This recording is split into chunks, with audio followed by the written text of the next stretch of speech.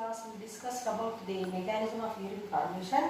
Today's class we are going to discuss about the composition of urine. So urine is a pale yellow color or straw colored, and that straw color or pale yellow color is given to the urine, that is because of a pigment called urochrome. Now let us learn the composition of urine. So urine contains 96% of water and 2.5% of organic substances.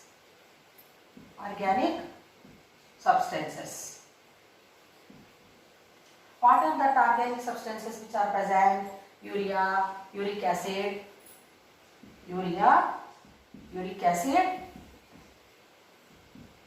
creatine, creatinine,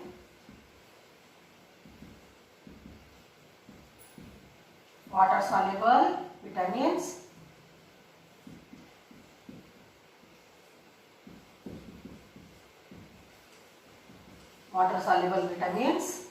hormones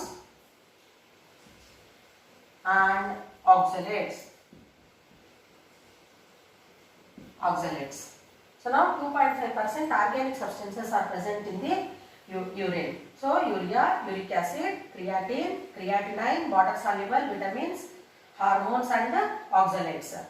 Inorganic solutes, that is 1.5%. 1.5% of inorganic solutes like sodium, chloride, then magnesium, iron, calcium, etc. Inorganic solutes. So in the beginning, the urine will be in acidic nature. The pH of urine is 6.0. pH of urine is 6.0. But here the urea, whatever it is present, as it is getting decomposed to ammonia, slowly the acidic nature of urine is going to be changed to alkaline.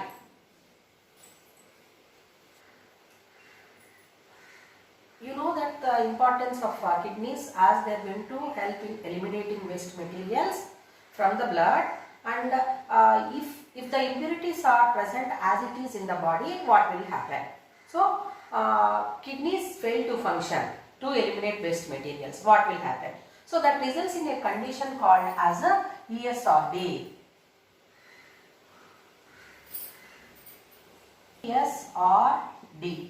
So ESRD, end stage renal disease.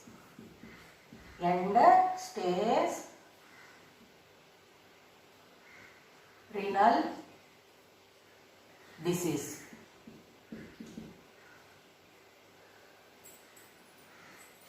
We know that our body is made up of different types of cells. All the cells are in need of needy materials like nutrients, oxygen or hormones. All these are needed for the proper metabolic activities. But kidneys, as they fail to filter the materials, impurities, so now the cells are filled with all the unwanted materials, so the metabolic activities are disturbed and the cells cannot get the needy materials. So what will happen means that results in the end stage renal disease. So what are the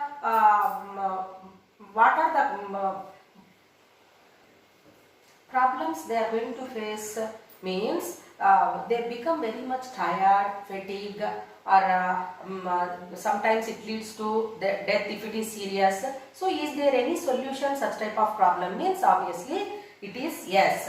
So that is dialysis.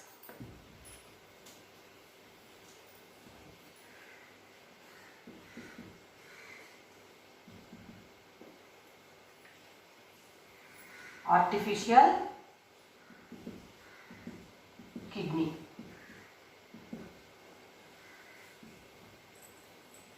We know that kidneys are very important or vital organs in our body. And why the kidneys fail to function? Because of high blood pressure or high blood sugar or any injuries or any health aspects if people are having, then that results in the improper functioning of kidneys. So if kidneys fail to function, our body is filled with excess water and waste materials.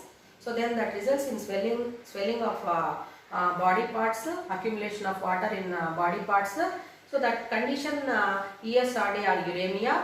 So to avoid that, or to be in safe healthy conditions, so people are going for dialysis, that is said to be artificial kidney. So the process of purification of blood is going to happen artificially by using the dialysis machine. Impurities are removed with the help of dialysis machine. So here the blood is taken out and it is sent on the dialysis machine where the impurities are removed from blood. So the process of removing impurities from the blood by using dialysis machine is called a hemodialysis. Hemodialysis.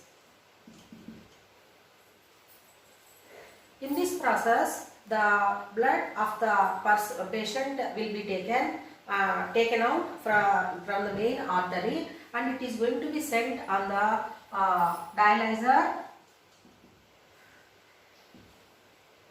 fluid or dialysis machine.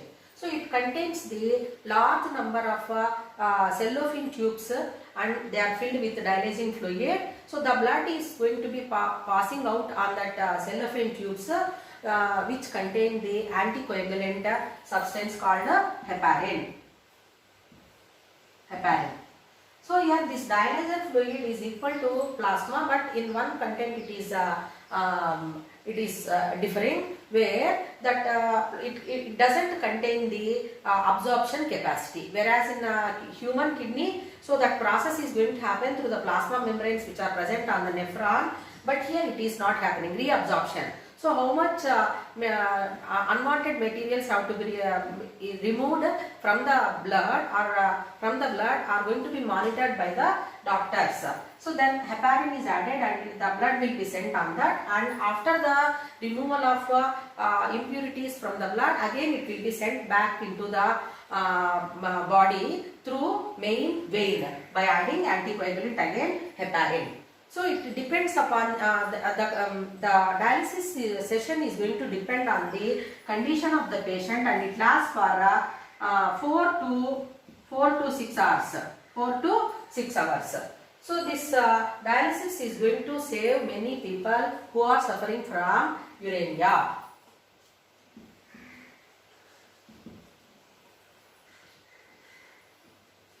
The people are going to suffer from people who are suffering from uremia disease are saved because of this dialysis machine all over the world. Dialysis is said to be artificial kidney, means people can survive with this method artificially. So is there any permanent solution for the people who are suffering with renal diseases? Means it is yes. What is that? Kidney transplantation. Kidney transplantation.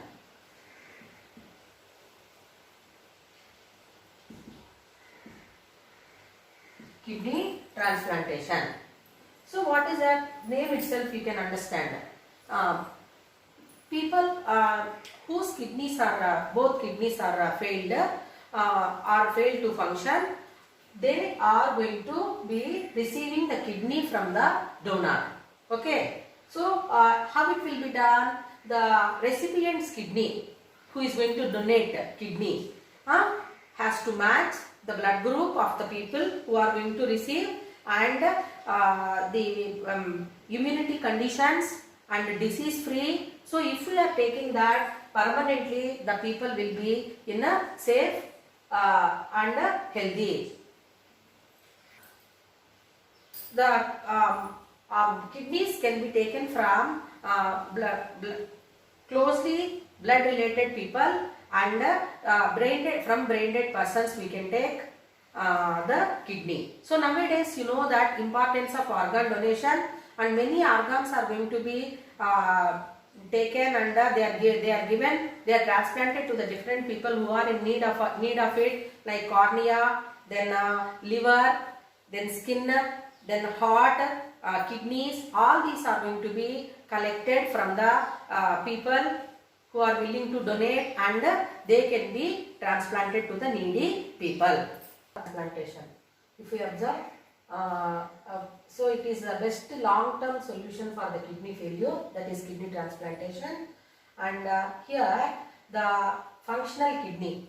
So functioning of kidney, where it is happening in donor's body, it will be used for transplantation.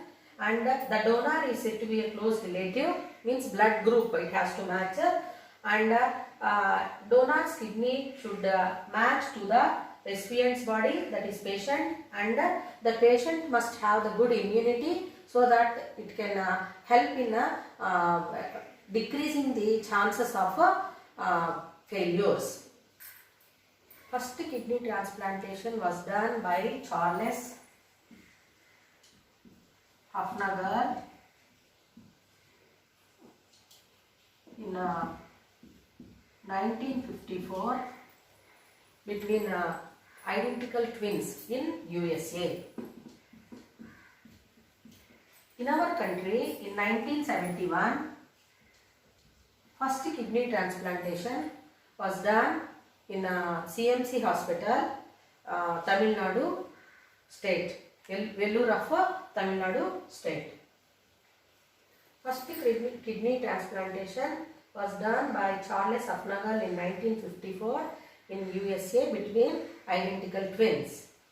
In our country, in 1971, on 1st December, kidney transplantation was done in Christian Medical College, CMC, of Vellore in Tamil Nadu state.